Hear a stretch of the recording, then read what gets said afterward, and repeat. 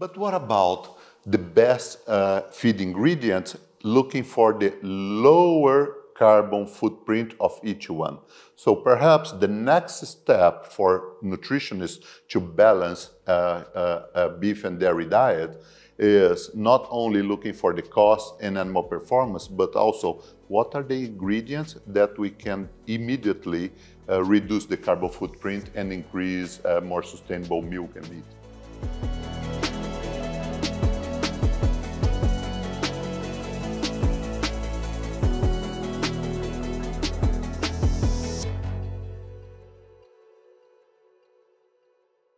Sustainable strategies in cattle is the topic of this episode of Future Feed Talks. I'm Zana van Dijk, an editor at Masset International Media, and this series is in cooperation with Dsm-Firmenich Animal Nutrition and Health. Today, I will be talking with Luis Tamassia, Global Innovation Lead at Dsm-Firmenich, also a veterinarian focused on animal nutrition and science. So, welcome Luis, it's really lovely to have you here today. You stated that ruminants are not part of the problem, but part of the solution. Can you elaborate on that?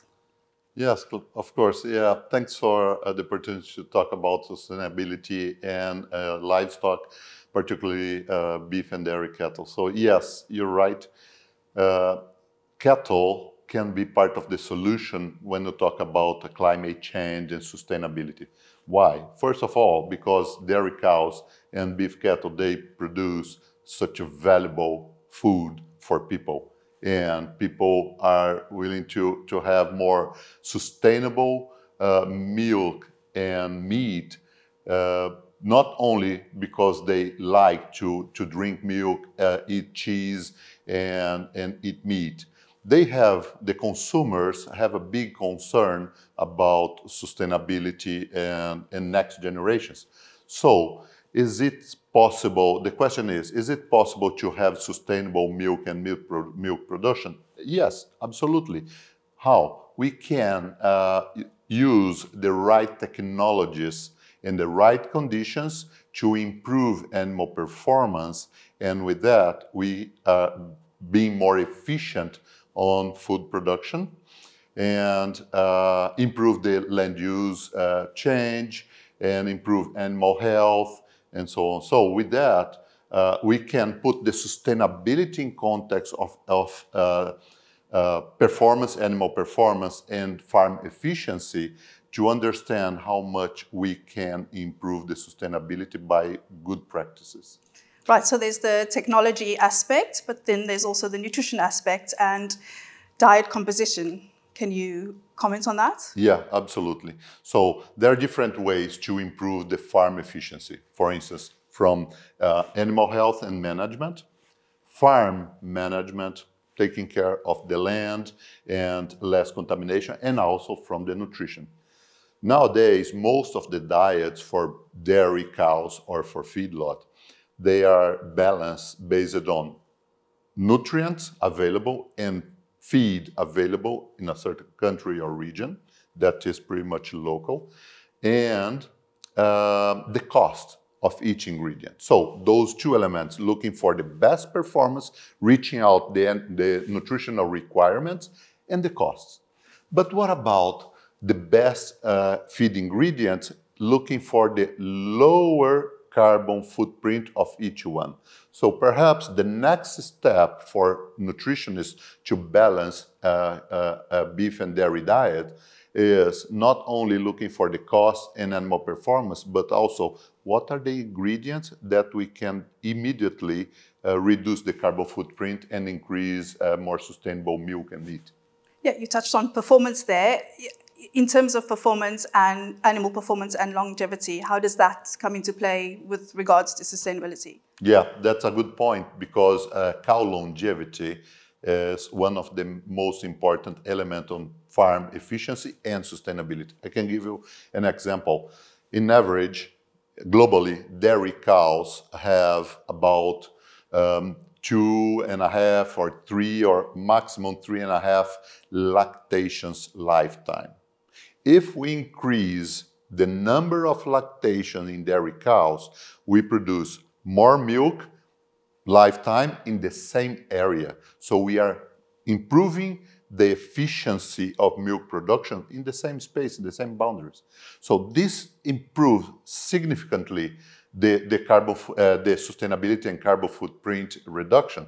So cow's longevity is one of the most important parameters for performance, profitability, and sustainability. Right, I would like to also talk a little bit about data.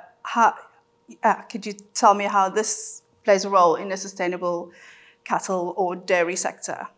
Yeah, so I can give you an example.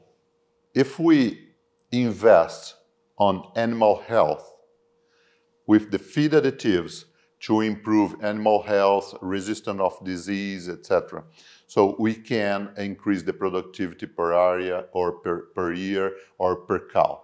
If we invest on right technologies to increase the nutrient utilization and feed optimization, these are two different concepts. Nutrient utilization means extract as much as possible from the feed available to feed the cows. Feed optimization means from that feed, we can balance how much of each ingredient. We work on the diet balancing, reducing the cost of feed. So with those two elements, we can improve the efficiency as well, and there are plenty of feed additives to support feed optimization and nutrient utilization. And the third element is we can address directly some emissions or environmental impact. For instance, it's known the cows produce methane. Their product to reduce at least 30% of methane. So reducing the methane, we directly reduce the carbon footprint. So improving performance, we indirectly increase the sustainability. Reducing methane, we directly reduce the carbon footprint. So there's a lot that could happen on farm. In terms of emissions, I mean, do you think there's enough that is happening on farms and the reduction to reduce emissions? A lot of efforts and technologies application have been done in different countries to improve milk and meat production and in a sustainable way, but still have a lot of space for improvement. So when we talk about carbon footprint and emissions, it's not only methane. We must consider also other greenhouse gases like nitrogen oxide, methane, and so on. So if we combine all those technologies, because in a farm, things happen at the same time, it's super dynamic space. If we improve fertility, we improve animal health, we improve nutrient utilization, we reduce the emission, methane and other greenhouse gases, also with good farming practices, like for instance, increasing pasture or increasing forest recover. All those together happen at the same time, we definitively can reduce the carbon footprint, producing milk and meat in a more sustainable way. So in terms of challenges and opportunities, how do you see this in the sector? Could you tell us a little bit more what your point of view is? Yeah, absolutely. So in dairy and beef farming, we can consider, for instance, to optimize the use of the land, for instance, marginal areas that are not good for crop production, for instance, but it's absolutely possible for dairy and beef farming. Also, locally in different countries, there are a lot of co-products in the food industry that could be wasted because it's not able for human consumption, but those co-products from food industry are totally possible to be used in dairy cows or feed cattle, beef cattle nutrition. So also the animals do a good job, for instance, degrading fiber that we humans and other species are not able to digest, like fiber and huge amount of fibers.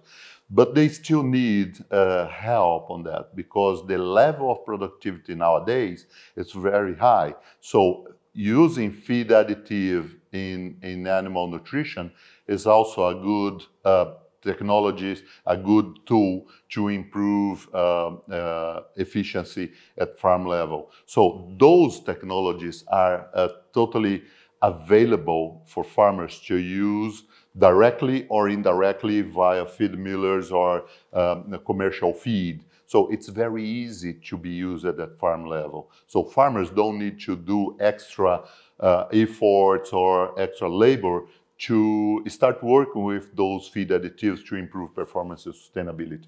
So those kind of things combined are definitely good tools to improve performance and sustainability. So we've come a long way, and there is progress and it is moving, but do you think it's moving at a fast enough pace? Yeah, again, there are a lot of space for improvement. Combining all those technologies, we can reduce around 9% of carbon footprint. It is published as initiative of FAO, a LEAP roadmap to validate the utilization of feed additives. So still have a lot of space to improve. Farmers are fully committed to produce more milk and meat in an efficient way, and they are step by step improving the efficiency in sustainability. Thank you. And finally, what would you say to farmers who are just starting out on this journey? Yeah, keep with the passion to produce milk and meat in a profitable way and sustainably. Thank you, Luis. It was really great to have you here today. Thank you. If you would like to see more of Future Feed Talks and the podcast, please click on the links below.